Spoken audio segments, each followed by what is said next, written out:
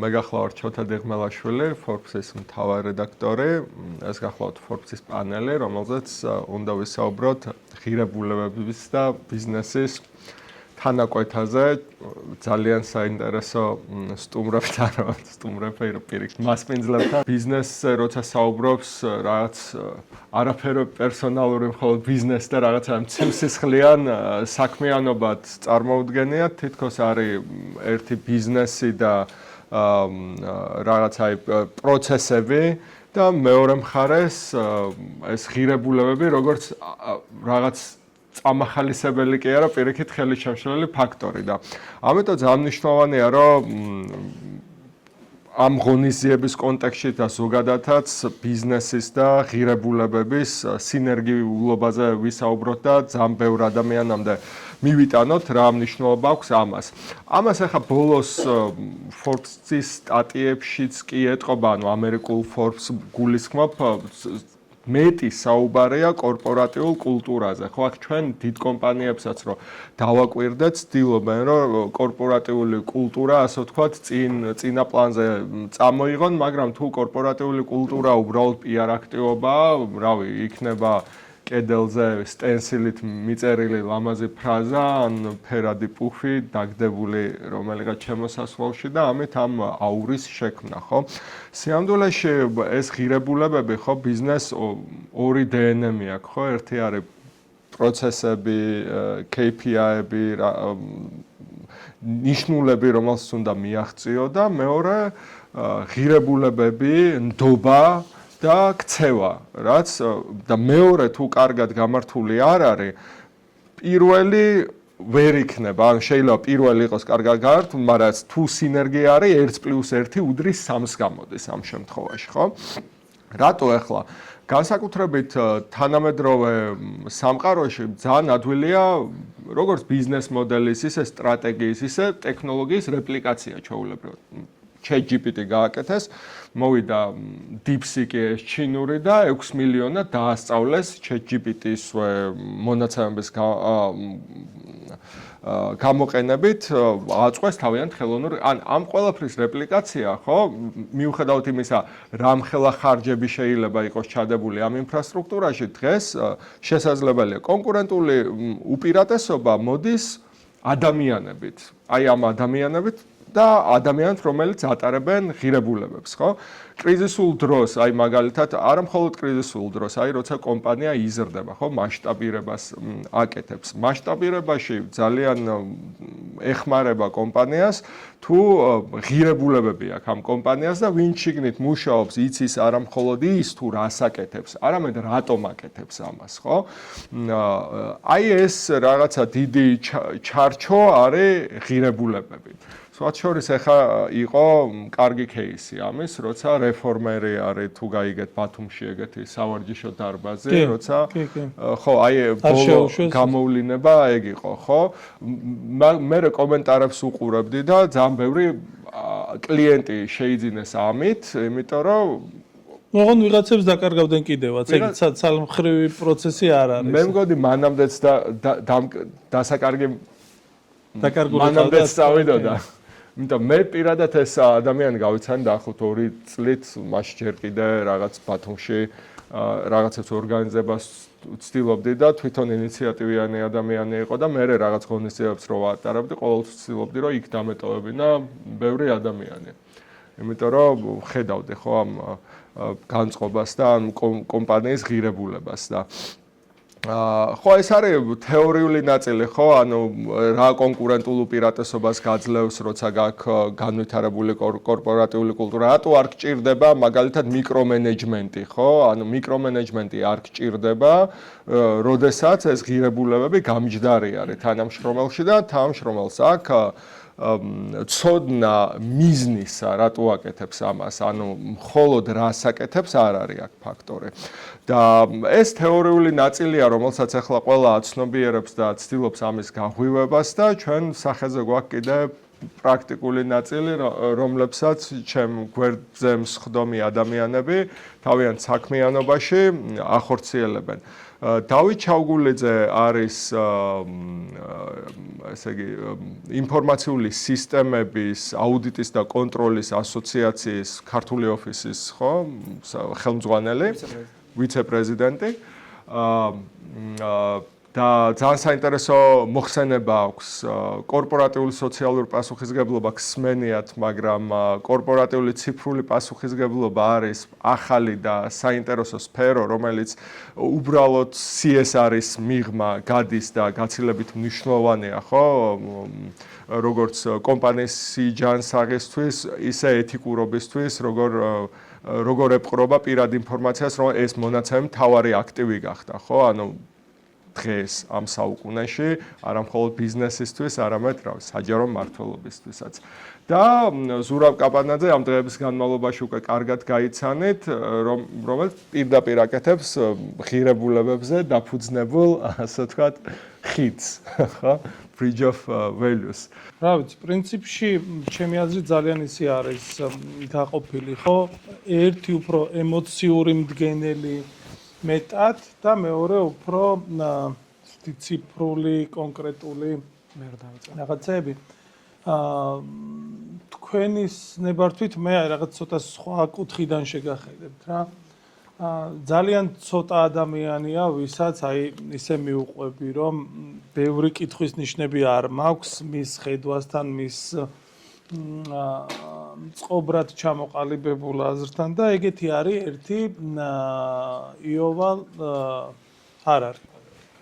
და ამას წინათ შევხვდი ეგეთ ვიდეოს, რომ დღეს AI-ს უკვე შეუძლია თვითონ გახსნას ბანკში ანგარიში, fake რაღაცა პირადობით რაღაცით და თავისივე თავს მიცეს ბრძანება, რომ გამომიმუშავე ფული რა და წავიდეს და ამან იმუშაოს ისე დაუღალავად, რომ აკეთოს რაღაცა ბაზრის ანალიზები, რაღაცები და ნუ ეს ფულს დაწერს, ხო?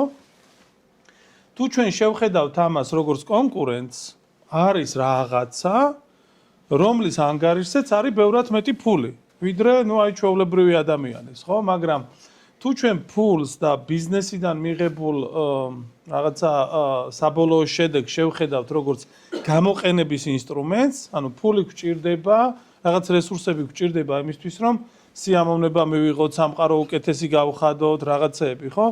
მაშინ აი ამ ანალიზში შემოდის ადამიანი როგორც human, ხო? ანუ საბოლოო ჯამში ბიზნესში მიღებული დოვლათი, ბიზნესისგან შექმნილი დოვლათი უნდა ხმარდებოდეს სამყაროს უკეთეს საცხოვრებელ ადგილად გადაქცევის მიზანს, ხო? და აქ უკვე არის ეგ ამბავი, რომ კი აქვს ღირებულებებს მნიშვნელობა როგორც ბიზნესში, ისე ყოველდღიურ ცხოვრებაში, იმიტომ რომ ნებისმიერი გზით მიღებული შემოსავალი არ ხდის ბედნიერად, ხო? თუ ფული გჭირდება იმისთვის, რომ იყიდო იახტა და სადღაც ნიცასთან ახლოს, ოკეი, მონტე-კარლო ჯობია, ხო?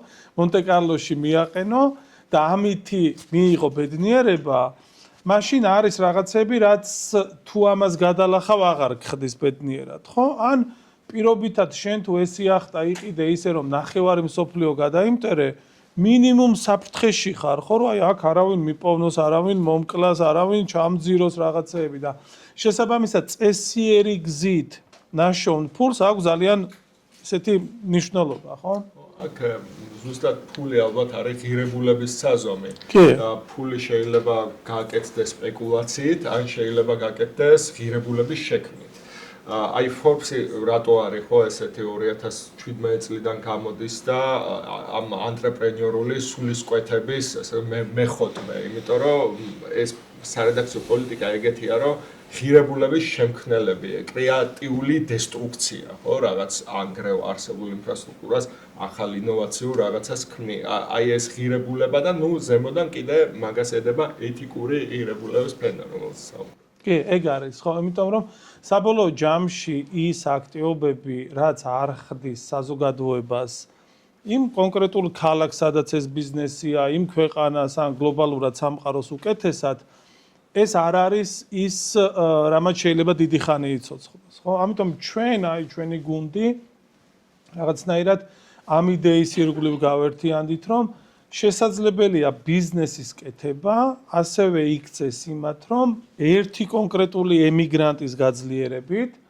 გააძლიერო ადგილობრივი ემიგრაციული community, აი ამ სიძლიერემ, ამ სინერგიამ გააძლიერო საქართველო და აი ის სიამაყის, ის ბედნიერების განცდა მოგანიჭოს იმით, რომ აი მე ისეთი აქტივობები გავაკეთე, რომ ამან ჩემი ქვეყანა, ჩემი ისტორიული სამშობლო გახადა უფრო მიმზიდველი, ნაკლები ადამიანი მოდის ემიგრაციაში, მეტი ადამიანი ბრუნდება და საბოლოო ჯამში რომ მიდიხარ იქამდე, რომ აი რაღაცნაირად მაინც მგონია, რომ ყველაფერი უკავშირდება სიკვდილის შიშს, ხო? აი მე რო აღარ ვიქნები, თუ მაინც აღარავის აღარ ვემახსოვრები და კარგი კაციც და ცუდი კაციც ერთნაირად იქნება დავიწყებული. მაშინ კარგი კაცი რატო უნდა ვიყო? მაშინ ბევრს მოუკლავ, ბევრ ფულს ვიშოვნი და რაღაცნაირად აი ამ მიწიერ ცხოვრებაში მივიღებ ყველაფერს ისი მიღება შემიძლია, მაგრამ არის მეორე ისა, ხო, პარადიგმა, რომ მოდი ისეთ რაღაცებს გავაკეთებ, რაც ჩემი ფიზიკური ცხოვრების მერეც იცხოვრებს, რომ იყო რაღაც პროექტი, იყვნენ ადამიანები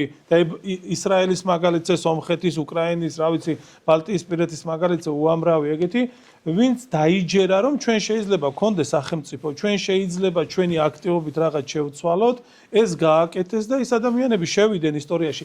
ნიკო ნიკოლაძე ეწეღან ნუცა ახსენეს, ხო და სად არის ნუცა რომ მიხსენა, ხო?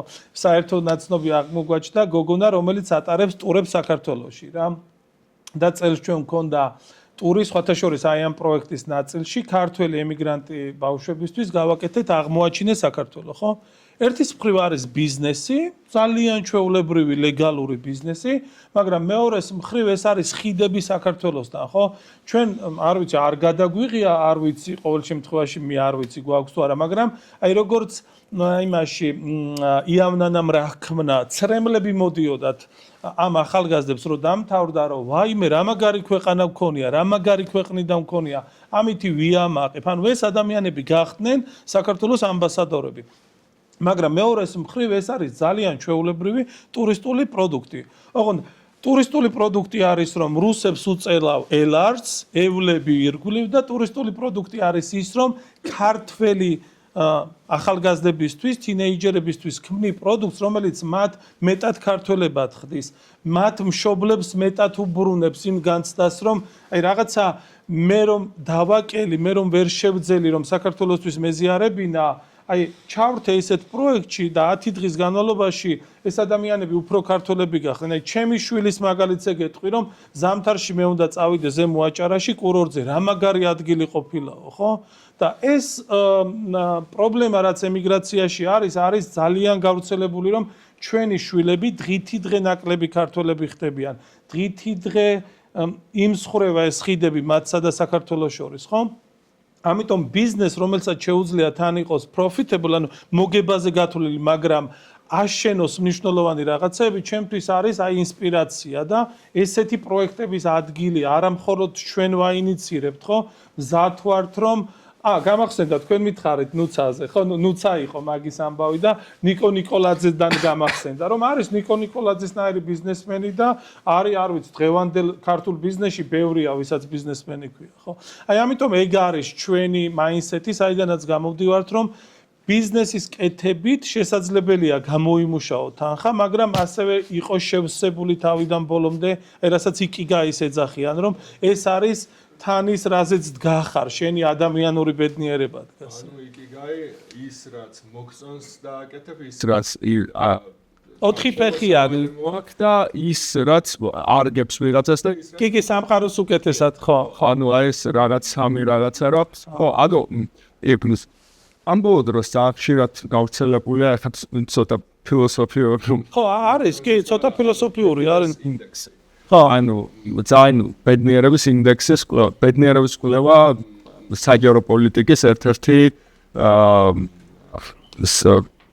ტრენდული მიმართულებაა, საინტერესო მიმართულებაა ახლა და მან თითქოს ყოველ რაღაცა public policy-ს, მაგრამ ისეთ ფილოსოფიურ რაღაცა ხდება და ეხლა რო საუბრობდით წერან და ამბობდით რომ დათია გავუშვი ეგ სურათები პარალელურად რომ აი ეს იმისი აღმოაჩინეს საქართველოსი რომ რაღაცა წარმოიდგინე რომ ამბობდით რომ შევქნათ ისეთი რასაც არასდროს შემოსავალი არამედ შინაგანი კმაყოფილება მოაქვს ან გავაკეთოთ რაღაც ისეთი რაც ვიცი რომ ეხლა არაფერს არ მოეტყავ დაურგო ხე რომ ის ჩრდილშიც მე ვერ მოვისვა კი მუშტაეთის ბაღის ამბავი ეგ არის რა იმ კაცმა იცოდა რომ ის ვერ მოესწანო ბევრჯერ მომიყვანი ეგ მაგალითი ივანიშვილის და მუშტაეთის რა ივანიშვილს ეხლა უნდა გადმორგოს დიდი ხეები ეხლა ჩაეხუტოს ეხლა მიიღოს რაღაც სიამოვნება და არიან ადამიანები ვინც რგავენ ხებს აი დარწმუნებულები არიან არანაირი მეცნიერულად არანაირი ლოგიკით არ არსებობს ის რომ ისინი მოესწრონ ამ ხის გაზრდას მაგრამ აი ხედავენ და მე აღმოვაჩინე მე LinkedIn-ზეც დავწერე რომ მაგას ქართული თარგმანი რაღაცნაირად ანუ მონუმენტალური აზროვნება ანუ აი საგრადა რა ქვია ესპანურ ბარსელონაში როა საგრადა დე სევილია ანუ იმას ესეთ დიდ ნაგებობებს ვინც აშენებენ იმათმა ზუსტად იციან რომ იმის დამთავრებას ვერ მოესწრებიან აი გამორიცხული არის რა მაგრამ ხო ან ბევრი არის ეგეთი რომ ადამიანები შედიან პროექტებში რომლის დამთავრებასაც ვერ მოესწრებიან და ძალიან გამიხარდა რომ აღმოვაჩინე რომ თურმე ეს ყოფილა ესეთი სისტემურად შეკრული აზროვნების რაღაცა ფილოსოფია რომ ამას ქვია ესეთი კათედრალური აზროვნება შენ აშენებ რაღაცას რაც ეხლა არის წარმოსახვითი იცი რომ ფიზიკურად ამას ვერ შეეხები მაგრამ იმდენად დიდია ეს იდეა რომ ამას მიყვები ხო მუშტაეთის ბაღის ამბავიც ეგეთი არის და ზუსტად ანუ ეგ უფრო არის ბედნიერების წყარო ვიდრე ყისიერი რა თქმა უნდა ბენტლი რა ვიცი სასტუმრო ეგ უკვე მეცნიერულად ანუ პრინციპი მარტივია რაღაცა კარგი რო ხდება გიხარია იმიტომ რომ რაღაც ახალი მოხდა როცა ეს რაღაცა ნორმალიზაცია ანუ სტატიკურად ეს მდგომარეობა იქნება ადამიანის ბუნება ისეთია რომ ამას არაფერ განსაკუთრებულად აღარ გიქვამთ და რა ბეისლაინიც იყო იმაზე ეშვება მაგრამ ეს იცვლება თუ ადამიანს აქვს შინაგანი გრძნობა რომ ემსახურება რაღაც დიად მიზანს მაგეთო არის რომ აი ჩვეულებრივი ვიღაც მოწამეები რომ ამ წამებას რაღაც ღიმილი ანუ იმის თავში ეს რაღაცა განცხრომის და ბედნიერების მომნიჭებელია იმიტომ რომ დიდ მიზანს ემსახურება და არა ჰედონიზმს თორე ნუ მარტო ეს ადამიანური რაღაცა ეს ტკივილი ძალიან შეაძლოა. ანუ ჩვენ ახლა ამ დღეებში ხო იმაზე ვართ რომ აი დღეს მზიას ამბავი გავიგეთ და ყველას გაგვიხარდა და მუდმივად ვახსენებთ იმ ადამიანებს გიორგი არის აქ ახობაძე არავინ არ იცის გიორგის ამბავი როგორ დამთავრდებოდა ხო ჯერ დამთავრებულიც არაა ხო ანუ ამ ადამიანებს ჯერათ რომ უყურებენ მომავლის საქართველოს რომელსაც შეიძლება ზუსტად იციან რომ თვითონ ვერ შეაბიჯებენ ხო ანუ არის ფილოსოფიური და არის ცოტა ებრაული ცოტა რაღაცა ესეთი ამბავი მაგრამ მაგაზე დგას კაცობრიობა რომ შენ რომ გინდა რომ მოესწრო და შენ რომ გინდა რომ გაისწორო თუ ეგეთი პრინციპებით აზროვნებ დედამიწა საშიში ადგილი გახდება საცხოვრებლად ხო ანუ იდეინი ადამიანები ქმნიან მაგას ღირებულების შემქმნელი ადამიანები ჩემი ნაწილი ძალიან ისეთი არის ცოტა შენი უფრო საინტერესო არის და კიდე დაუბრუნდებით ამ თემას ბედნიერება ღირებულების შექმნა მეწარმეობა სამეწარმეობა სულისკვეთ საბოლოო ჯამში ინოვაციასაც ანუ კაცობრიობის დრაივერი ეგაა დრაივერი ეგ არის ხო რომ კბილის ტკივილით აღარ მოკვდები როგორც 3 საუკუნის იქნებოდა ხო და დავიცე გადავიდეთ ცოტა უფრო პროზაული თემა კორპორატიული ციფრული პასუხისგებლობა მაგრამ ციფრული სამყარო იმაზე მეტად არის ახლა ჩვენში შემოჭრილი ვიდრე შეიძლება გვინდა ან ვაცნობიერებთ ხო საერთოდ დავა არის იმაზე რომ არსებობს თუ არა თავისუფალი ნება როცა ალგორითმი შეიძლება უკეთესად გიცნობდეს შენ ვიდრე შენ იცნობ საკუთარ თავს და შესაბამისად behaviorisტულად ესე ხელის კურა შეუძლია ანუ შენი არჩევანის გამპიროთ ცოლს თუ ეჭხუბები რაღაც განქორწინების იურისტების რეკლამებით დაგფორმოს ან რაღაცა ეგ ხო და ეგ ციფრული ჯერ არ მოხდა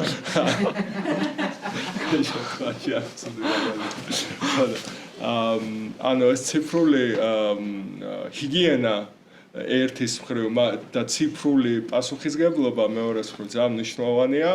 ძალიან მნიშვნელოვანია ვის აქვს ცნობა ჩვენ ინფორმაციაზე, რა ტიპის ინფორმაციაზე აქვს ცნობა და ძალიან მნიშვნელოვანია პასუხისგებლობა კომპანიების მხრიდან მესამე მხარის ინფორმაციას როგორ ეპყრობა, როგორ იცავს და რა ეთიკის ურთიერთობს ამასთან. ამიტომ ხო, ნუ ესეც პასუხისგებლობა, ოღონ სხვა სიფრთხიდან დანახული და სხვა ამიდან. კი ბატონო, მადლობა.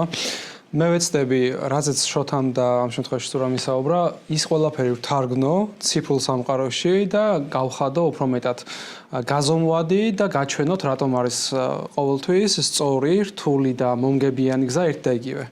ანუ ის რაზეც სურა საუბრობდა ახლა ამ შემთხვევაში ღირებულებების საკითხით, შეიძლება ითარგმნოს უკვე კონკრეტულად ფრეიმვორკებში, მიდგომებში, ბიზნესის პრიორიტეტებში, იმისთვის რომ არა მარტო ღირებულებაზე დაფუძნებული ბიზნესი იყოს ამ შემთხვევაში ციფრულს გულისხმობ, ხო?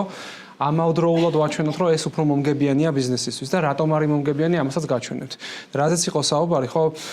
ერთი არის კორპორატიული ციფრული პასუხისგებლობა რა არის და აქვე მინდა დავიწყო ეს თემა ციფრული სანდოობით, ხო? ანუ ღირებულებების სანდოობა და ეს ყველაფერი შევკრათ, მინდა და მეჩვენებინა თქვენთვის რამდენიმე სლაიდი, რომ ვიზუალურად კარგად დაგამახსოვრდეთ, რაზეც საუბრობთ და ეს არ არის უბრალოდ კარგი მოსაზრება ან ჩვენი გულის ტკივილი, ეს ყველაფერი არის უკვე კარგად მიღებული, გატესტილი, აპრობირებული და ის რომ ჩვენ ამაზე ვფიქრობთ და ვხედავთ და გვაინტერესებს ერთია, მაგრამ როგორ გავაკეთოთ ამის გზაც არსებობს. ეს გათელილი გზა არის და შეგვიძლია ვნახოთ, ხო? ანუ პირველი საკითხი, საიდანაც უნდა დავიწყოთ საუბარი არის ის, რომ ზოგადად რა არის ეს ციფრული სანდოობა, ხო? ბიზნესს რატო უნდა ქონდეს სანდოობა? ზურა საუბრობდა იმაზე, რომ რომელი ჯობს ჩვენი ბიზნესი იყოს აერთზე ორიენტირებული თუ მეორეზე, ხო? ანუ ჩვენი გადმოსახედიდან ბიზნესს ერთი პერსპექტივა აქვს, მომხმარებელს მეორე.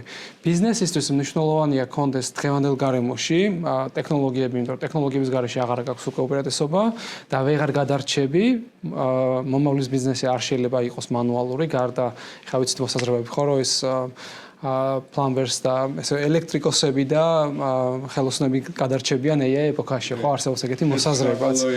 კი, ხო. თუმცა თუ ჩვენ საუბრობთ ანუ თანამედროვე ბიზნესზე, ამ შემთხვევაში ვამბობთ იმას რომ თუმცა ჩინელები გზას ისე აგებენ რომ მაგ მოსაზრებასაც ამსხურებენ ხო? თუ ინფრასტრუქტურაში შეცვლი შეიძლება აღარ დაგჭირდეს. და ციფრული სანდოობა გულისხმობს იმას, რომ პირველ რიგში ბიზნესს კონდეს შესაბამისი რეპუტაცია თავის მომხმარებელთან, მარეგულირებელთან, პარტნიორთან, ან ნებისმიერ დაკავშირებულ მხარესთან, რომ ის პირველ რიგში უზრუნველყოფს ინფორმაციის დაცვას, ეთიკურად ექცევა მონაცემებს და ტექნოლოგია, რომელსაც იყენებს, არის სანდო. ადამიანურ ენაზე რო ვთქვა, თუმცა ეს ცოტა ბევრ რაღაცას მოიაზრებს, არის ეს. პირველ რიგში ჩემმა პარტნიორებმა იცოდნენ, რომ მე სანდო ვარ. ჩემო მომხმარებლებმა იცოდნენ, რომ მათი ინფორმაცია ჩემთან სანდოა და რეგულატორმა ამ შემთხვევაში ეს ეროვნული იქნება, ევროკავშირის იქნება თუ ნებისმიერი სხვა, იცოდეს, რომ ჩემთან პროცესები აწყობილია ესეთნაირად, რომ მე არ ვარ ხვის უფლებას. ეს იქნება პირადი პერსონალური ინფორმაცია თუ სხვა, ხო? ეკოსისტემა როგორ შეიძლება მოაწყოს ბიზნესმა ამ კუთხით, რაზე უნდა იფიქროს? ძალიან მარტივია. ეს ეხმარება სერვისების გაუმჯობესებაში პირველ რიგში, აი ზურა რასაც ამბობდა, ხო, ანუ თუ მე სწორი ღირებულება მაქვს, მაშინ სწორად დავგეგმავ ჩემს კომპანიას და მომგებიანია ჩემთვის. უსაფრთხოება და პრივატულობა გვაქვს, სერვისების მდგრადობა გვაქვს, ეთიკა და კეთილსინდისერება, გამჭირვალობა და ნდობა. აი ეს ყველაფერი ახლა რომ არ დარჩეს ჩვენთვის უბრალოდ ანუ ფრაზებად, არსებობს გლობალური კვლევა ციფრული სანდოობის, რომელიც ყოველწლიურად ზომავს კომპანიებს რა სარგებელი მოუტანა ციფრულმა სანდოობამ და მონაცემები არის ძალიან პრაქტიკული, ანუ გაზომვადი არის, რატომ არის ეს ჩვენთვის მომგებიანი. საუბარია იმაზე, რომ თუ მე მივყვები ამ ციფრული სანდოობის ფრეიმვორკებს და მიდგომებს, პრაქტიკებს, აისახება ეს ჩემი კომპანიის პარამეტრებშიც. ეს არ არის მარტო მოსაზრება, ეს არ არის ადრეგრძელო და ეს არ არის სურვილები. პირდაპირ აისახება, ხედავთ, რომ რეპუტაციის გაუმჯობესებაში გვეხმარება, ანუ რას ურტყამს ყველაზე მეტად. კითხვა არის ესეთი, ხო, ციფრული სანდოობა. უფრო საიმედო მონაცემები მაქვს. პირველ რიგში მე უნდა ვიცოდე გადაწყვეტილების მიღებისას ეს მონაცემები სანდოა თუ არა. ხო, ანუ იმისთვის რომ მე დავგეგმო ბიზნესი, მჭირდება მონაცემები და აქედან გამომდინარე სანდო მონაცემები უფრო სანდო გადაწყვეტილების მიღებაში მეხმარება. შემცირებული privacy რისკები რაც არის, ხო, ანუ პერსონალური მონაცემების გაჟონვა უფრო ნაკლებად ხდება, თუ ყველაფერს სწორად ვაკეთებ. კიბერინციდენტები იკლებს, იზრდება მომხმარებელთა ერთგულება, რაც იმას გულისხმობს, რომ თანამედროვე ბიზნესს ასევე ყავს თანამედროვე მომხმარებელი, რომლისთვისაც უკვე მნიშვნელოვანია ეს ღირებულებები ჩვენ რაზეც საუბრობდით, privacy, ხო, ანუ Gen Z-ზე ხშირად საუბრობენ ახლა და ყველა მიცით, რომ ისინი უფრო სხვანაირად იყენებენ device-ებს, ვიდრე ჩვენ ან თქვენი თაობა ან სხვები, ხო? ანუ მათთვის სხვა რაღაცა არის პრიორიტეტი და ეს სხვა რაღაცა ყოფილა თურმე ეს ჩვენი გამჭირვალობა, privacy, security, ინკლუზიურობა მაგალითად და ასე შემდეგ. რაც ზრდის შენს მომხმარებლის ერთგულებას და ისინი უფრო მეტად ბრუნდებიან შენთან შენი პროდუქტების მისაღებად. ანუ აჩქარებული ინოვაცია, ამაზე ზურამაც ახსენა, პირველ რიგში თუ სწორად მიუდგებით საკითხებს, ინოვაციასაც ავაჩქარებთ და ამ ყველა სიკეთეს გამოვიყენებთ, რაც ტექნოლოგიებმა მოგვიტანა და ნუ საბოლოო ჯამში ბიზნეს ყველაზე მეტად ალბათ ერთ-ერთი რაც აინტერესებს, მაგრამ ხშირ შემთხვევაში მხოლოდ ეს აინტერესებთ, არის შემოსავლების გაზრდა, ხო? ანუ რაში ითარგმნება ეს ყველაფერი? ითარგმნება ხელშესახებად შემოსავლის გაზრდაში. ეს რიცხვები თქვენ შეგიძლიათ ნახოთ, ღია მონაცემები არის. თუ თქვენ ფიქრობთ, გაქვთ ბიზნესი, რომ აი კარგია თუ არა ეს იდეის დონეზე მომწონს, ვიფიქროთ თუ არა ამაზე მიიღირს თუ არა, შეგიძლიათ გაეცნოთ როგორ მუშაობს, რას აკეთებს და დარწმუნდეთ. ეხლა გადავალ უკვე კორპორატიულ ციფრულ პასუხისმგებლობაზე. ერთი არის რა არსებობს, გათელილი გზა და მეორე შოთამ რაც ახსენა, რა არის კორპორატიულ ციფრული პასუხისმგებლობა და საინტერესო ის არის, რომ ეს არის გერმანულ-ფრანგული კონცეფტი.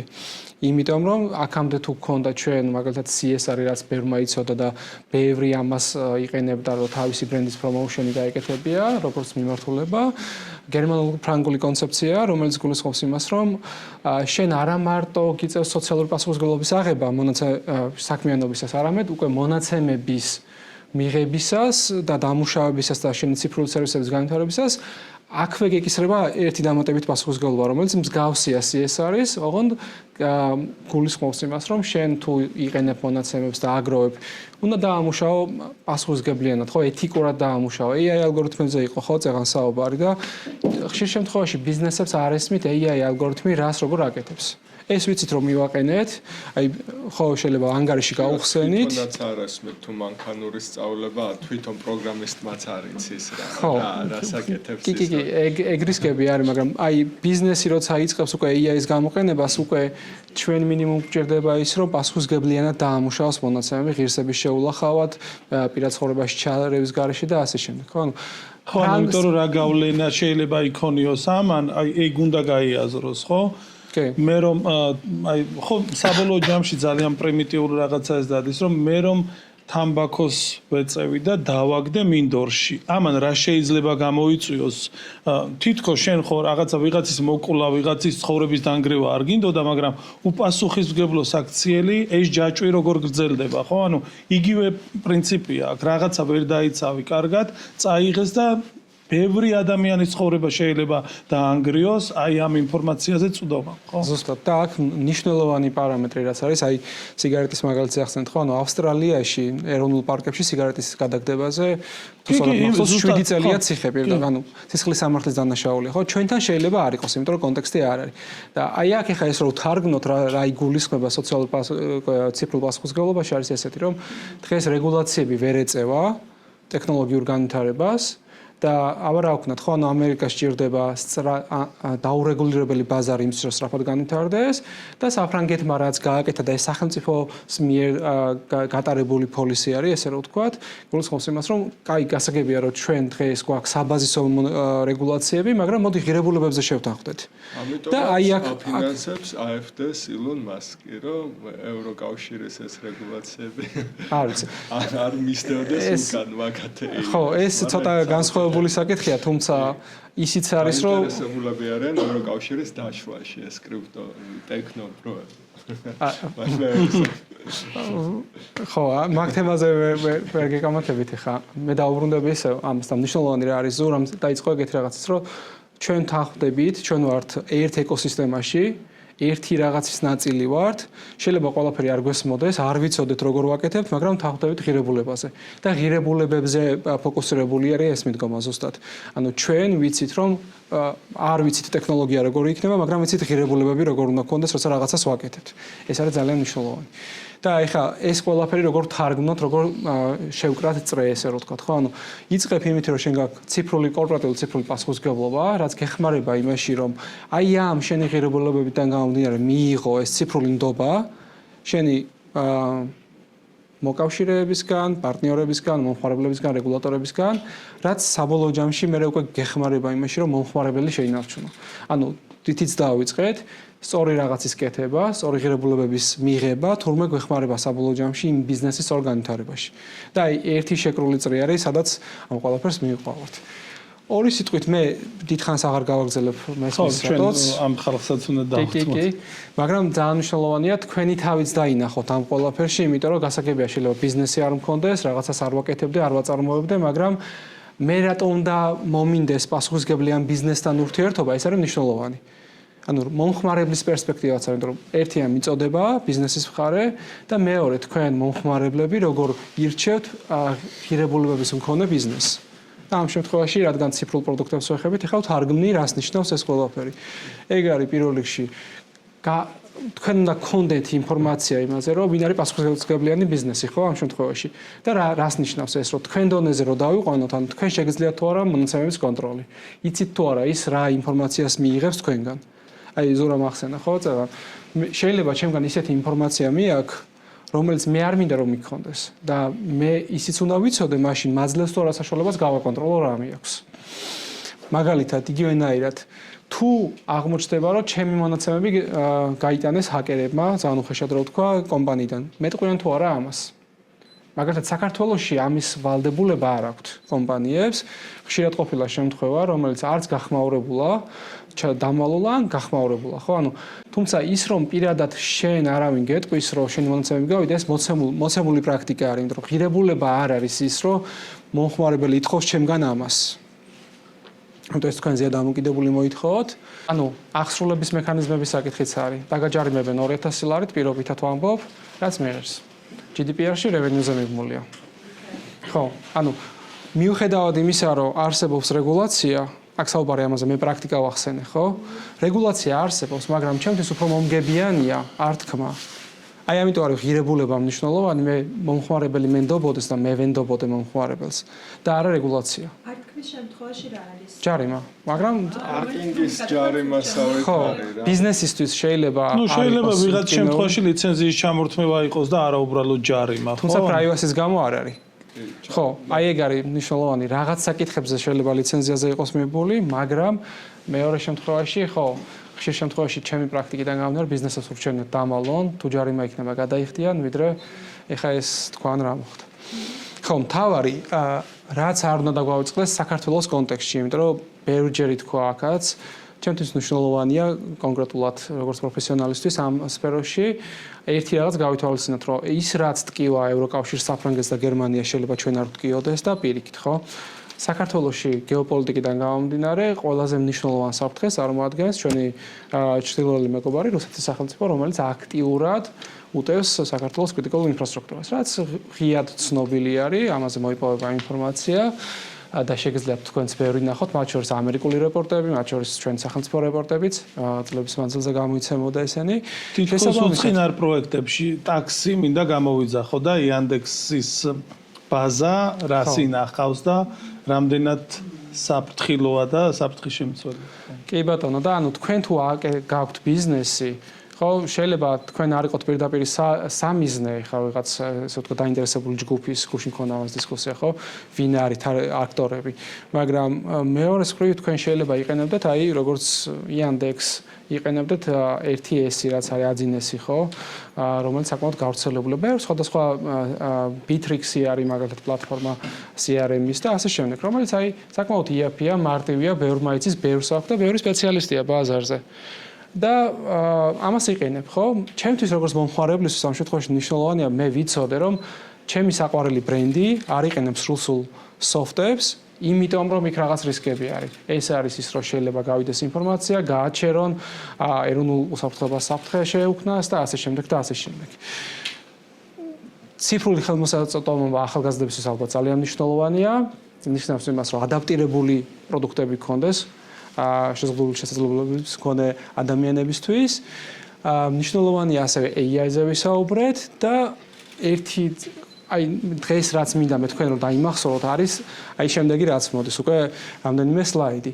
პირველ რიგში, რატომ არის აი ამ ღირებულებებზე დაფუძნებული ციფრული ბიზნესი მომგებიანი თქვენთვის ხო ვთქვით? იმიტომ რომ ეს დაგეხმარებათ მე ევროკავშირის ბაზარზე გაფართოებაში. ან თუ ჩვენ ვსაუბრობთ იმას, რომ სწორად ვაშენებ ჩემ ციფრულ სერვისებს და პროდუქტებს, მაშინ ეს არა მარტო იმაში მეხმარება, რომ საქართველოში კარგი ტიპი ვიყო და ბევრი მომხმარებელი მყავდეს, არამედ უფრო მარტივია შევიდე სხვა ბაზრებზე. სწორად ნაშენები ბიზნესი უფრო კარგად გადადის სხვა ბაზრებზე, ამ შემთხვევაში გულისხმობ დასავლურ ბაზრებზე, იმიტომ რომ შეიძლება აღმოსავლეთით ეგ მოთხოვნა არ იყოს საერთოდ. ეს ერთი ამაში გეხმარებათ. ინვესტორების მოზიდვა უამრავი. კი ბატონო, ყველა პარამეტრზე ახდენს გავლენას. მეორე გავრცელებულია ეს მოსაზრება, რომ აი ეს რუსული ERP სისტემები იაფია, მოქნილია, სწრაფია, ბევრი რაღაცა, მაგრამ ეს არის ჩვეულებრივი ტროასცხენი და ისტორიულად გვახსოვს ტროასცხენმა რა გააკეთა ტროაში და კარგად დაიმახსოვრეთ აი ეს ნაწილიც, რომ თუ ჩვენ კარგად გვესმის, რას ნიშნავს საქართველოს ოკუპაცია, ფიზიკური ტერიტორიის ოკუპაცია, აი ყველა ვიცით ხო, რომ საქართველოს 20% ოკუპირებულია რუსეთის ფედერაციის მიერ, ზუსტად იგივენაირად შეიძლება ვთქვათ, რომ რუსული სოფტების გამოყენება ბიზნესში ხელს უწყობს საქართველოს კიბერსივრცის რუსულ ოკუპაციას. ძალიან მინდა რომ ეს ტერმინი ესე რომ ვთქვათ ხშირად იყოს გამოყენებული და თქვენს დაიმახსოვროთ რომ როგორც კი ჩვენ ვიწყებთ ამ რუსული სოფტების დანერგვას, გამოყენებას, გავრცელებას, გაყიდვას და ასე შემდეგ საქართველოში ეს პირდაპირ ხელს უწყობს. და ამ შეიძლება მიდიოდე რუსთაველზე ოკუპაციის გასაპროტესტებლად ფიზიკურად კომპანია რომელიც თავარი ბიზნესი აქვს ეს რუსული სოფტების გადაყიდვა, დანერგვა, ასე შემდეგ ხო, თქვენ შეგიძლიათ მარტივად ნახოთ ესენი, მაგრამ რეალურად ეს ძირს უთვლის ყველაზე მასშტაბური ბიტრექსი აძინესი. აი ეს სტანდარტული პაკეტი, რაც არის ERP სისტემები, აძინესი, რასაც ეძახიან CRM-ები, დისტრიბუციის და საწყობების მართვის სისტემები და ასე შემდეგ და ნუ ერთი რამდენიმე მოთამაშეა ბაზარზე მაგ კუთხით, ხო? და აი მაგაზე გელა იქნებოდა კარგი, ის იმიტომ რომ მაგათთან იყრის თავს, ანუ აი ბუღალტრული პროგრამები რაზეა მიბმული, ხო, იქ არის სულ ეგ რუსული ესა რა. ხო. ფინანსური ინფორმაცია კიდე განსაკუთრებულად. კი, ხო, ბარათებია მე მიბმული, სახელმწიფო ბარათები, იმ ბარათები და მე შეგვიძლია გაყვე რაში აკეთებენ ტრანზაქციებს. ანუ რეალურად სრული ინფორმაცია აქვს რა. მე დავასრულებ ბოლო რაც იყო. ანუ გვახსოვდეს, როგორც მიმდინარეობს ფიზიკური ოკუპაცია და ოკუპირებული რაღაც ტერიტორიის ნაწილი 20%, იგივენაირად აი ეს ციფრული პროდუქტების გამოყენება ხელს უწყობს კიბერსივრცის ოკუპაციას, რომელსაც ჩვენ გაგვიჭირდება, რომ თაობების მანძილზე ჩავანაცვლოთ. ესეც ერთი ფაქტორია. მადლობა. დიდი მადლობა. პრაქტიკულად ვისაუბრეთ ღირებულებებზე ბიზნესში და მე მქონდა ერთი კონკრეტული, ასე ვთქვათ, ავენიუ, სადაც კიდევ უფრო თვალსაჩინოდ გამოჩნდა რა მნიშვნელოვანია, რომ ბიზნესის, ასე ვთქვათ, საოპერაციო სისტემაში, ანუ შიდა პროცესებში გათვალისწინებული იყოს ეს ღირებულებითი ნაწილი და პასუხისგებლობა, რომლითაც როგორც მომხმარებლის მიმართ, ისე საკუთარ თანამშრომლების და ზოგადი ბიზნეს პროცესის მიმართ და რახან 5 წუთში უკვე გორგილაძეს უწევს პანელი, შეგვიძლია გავხსნათ დარბაზი კითხვებისთვის. აი საათის გამეარა ზუსტად 5 შეგვიძლია კითხვებით მივმართოთ ჩვენ მასპინძლებს. მე მეკითხები ხან რა ალტერნატივები გვაქვს მაგალითად იმ რუსული სოფტების მაგალითად რაღაც საქართველოში იყენებენ ამ სოფტები რომელიც სანდო ამ საქართველოში ანუ მოცემულობა არის ესეთი სანდოა და რუსულია. ხო და ანუ პირიქით აი ზოჰო მაგალითად რა, აი ზოჰოს აქვს ეკოსისტემა. იგი ვიტყვი. ასანა, ჩვენ ასანას ვიყენებთ. არის მომწოდებლები მაგალითად სხვა სოფტების, რომელიც არის სანდო ევროპული. რა თქმა უნდა. ანუ დავშალოთ კატეგორიებად, ხო, მაშინ იდეაში, რასაც მიდგომა არის ესეთი, ხო, ერთი რასაც ვიყენებ, იმიტომ ვიყენებ, რომ ERP-ია და ჩემმა ბუღალტერმა იცის ან ჩემმა თანამშრომელმა იცის ეს, იმიტომ რომ იქ უმუშავია და სპეციალისტიც ERP-ია. ალტერნატივა არის დასავლური, ხო, ან open source-ები. აქაც ესე შევხედოთ რა, SAP მაგალითად არის RTS-ის კონკურენტი, ან არ შეიძლება შეადარო SAP და RTS-ი არ არის კონკურენტი, ძალიან ძვირია, მესმის, ძალიან რთული დასანერგია და იმისიც მესმის ბიზნესი ამას რატო ვერ გააკეთებს. თუმცა მეორეს მხრივ არსებობს კიდე open source solution-ები, მაგალითად Odoo-ზე შეგიძლია გააკეთო, რომელიც იდეაში არის open source-ი, შენ ყველაფერი შეგიძლია შეცვალო და ძალიან მინიმალური ხარჯი დაგიჯდება. და არის სანდო, ბევრად მეტ სანდო. CRM-ების შემთხვევაში კი, შეგიძლია მოირიგო და სხვათა შორის ეს უნდა შევაქოთ, ერთ-ერთი ბიზნესი იყო ქართული, რომელიც ყიდდა რუსულ ბუღალტრულ სისტემებს და გადაფუთული ქონდა ქართულად, მაგრამ იდეაში იყო რუსული და აკეთებდა, მაგრამ შეცვალეს მიდგომა და შემოიტანეს მაგალითად ოდო ეხლა და თავი ბაზარზე პოზიციონირებენ ისე, რომ აი ეს open source-ი არის, დაიწყო მე თუ არ ვცდები ბელგიაში ეს პროექტი, მაგრამ ეხლა უკვე გაშლილი არის და მოდი ამაზე გადაგიყვან. ანუ ვიღაცაებმა ღირებულებებიდან გამომდინარე თუ რეგულატორიდან თუ ასე შემდეგ გამომდინარე მიხვდნენ იმას, რომ ამას მომავალი არ აქვს, იმიტომ რომ ადრე თუ გვიან თუ ჩემი მთავარი ბიზნესი არის რუსული ბუღალტრული პროგრამა გავყიდო, ამან შეიძლება მე რაღაც პრობლემები შემიქმნას, ხო? ან უკვე შემიქმნა. და არსებობს ალტერნატივა. იგივენაირად ნებისმიერი სისტემა მითხარით, ან მიმართულება და მილიონი ალტერნატივა არსებობს, რაც შეიძლება გამოიყენო. და ის საკითხი, რომ დღეს ბევრი არ იყენებს, ანუ სადღაც უნდა დაიწყო. ხო, ეგ არის ზუსტად ბიზნესის პასუხისმგებლობა, ეგ არის სახელმწიფოს გასაკეთებელი, ხო? ანუ ბალტიისპირეთში, პოლონეთში შენ კანონის დონეზე აგიგრძალავდნენ ისეთი სისტემების გამოყენებას, რასაც შეუძლია შენი სახელმწიფოს დაზიანება, ხო? ენერგეტიკაში იქნება თუ ნებისმიერ სფეროში. არის და ორივე მივიღოთ და ერთიანად ვიპასუხოთ მაშინ და ამით დავასრულოთ.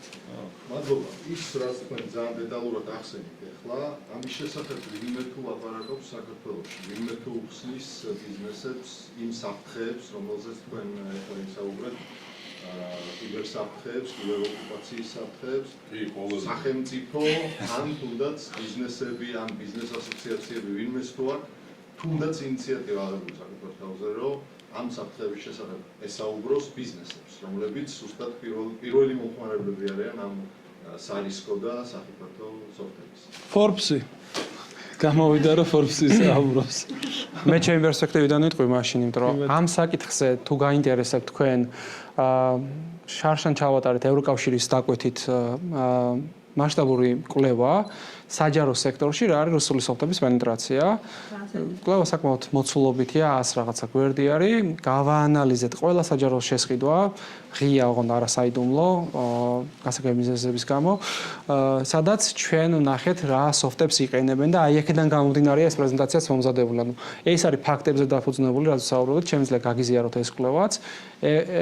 ეფუძნება ევროკავშირის, ამერიკის გამოცდილებას და პრაქტიკას. საფრთხეების ანალიზს და კონკრეტულ მაგალითებს.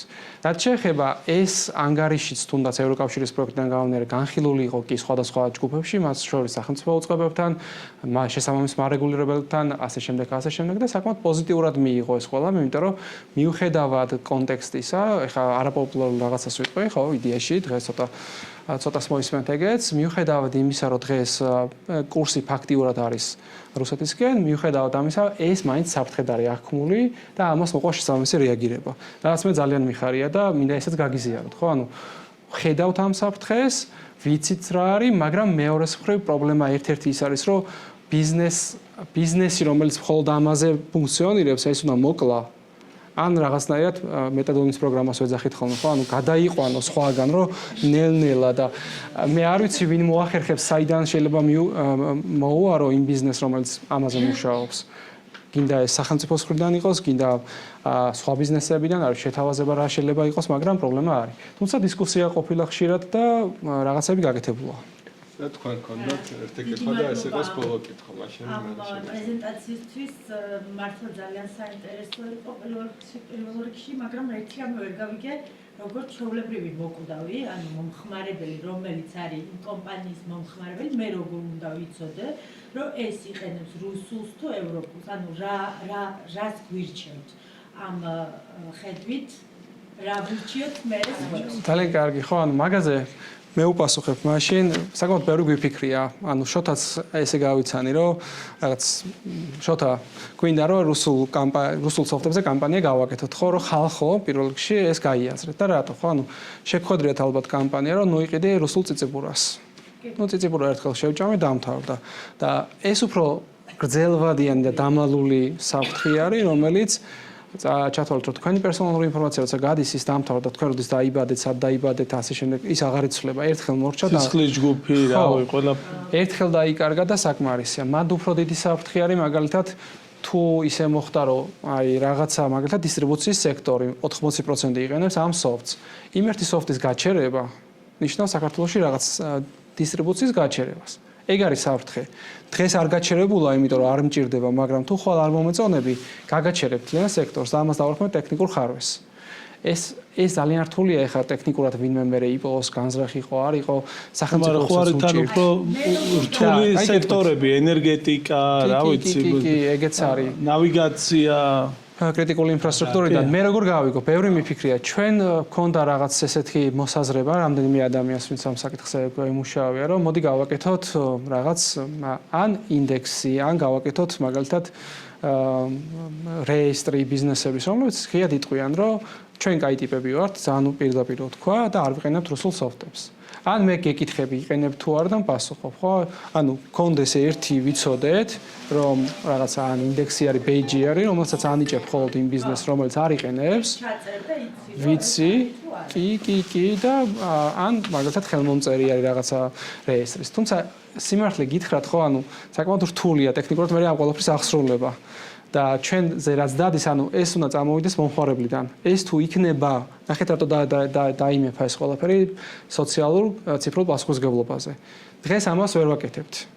იმიტომ რომ დღეს ამაზე მოთხოვნაც არ აქვს მომხმარებელს. როგორც კი თქვენ ამას მოითხოვთ, რომ იცი რა, შენ თუ ჩემი ბანკი ხარ, მოდი მაშინ კეთილი ინებე და ეს რაღაცები არ გააკეთო, ანუ თქვენგან როგორც კი წამოვა.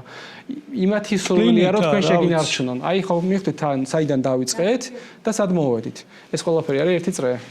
მე ბევრი სისტემა შეიძლება არსებობდეს, წეგან აქ იყო კრიტიკული შეხედულება ბიზნეს ასოციაციაზე. მე დარწმუნებული ვარ, რომ ბიზნეს ასოციაციებს შეუძლიათ, ოღონდ ესეთი ჯანს ახს, რომ აი ეს ინიცირება გააკეთონ, თხოვონ ევროკავშირს, რომ ჩვენ აი ამ გაწევრიანების გზაზე გვჭირდება ბევრი მხარდაჭერა და მაგალითად რაღაც კრედიტები ფულად კი არ მოგცენ, ევროკავშირმა მიცეს აი ამ სოფტების შემქმნელებს, რომ საქართველოში უნდა დაინერგოს. ანუ აქედან იქით უნდა მიდიოდეს ინიციატივა, რა შეიძლება იყოს ჩვენ შემთხვევაში გამოსავალი და აი რაღაც ეკოსისტემის წევრობა ნიშნავს, რომ შენ გაქვს membership-ი აი რაღაცა software-ზე, ხო?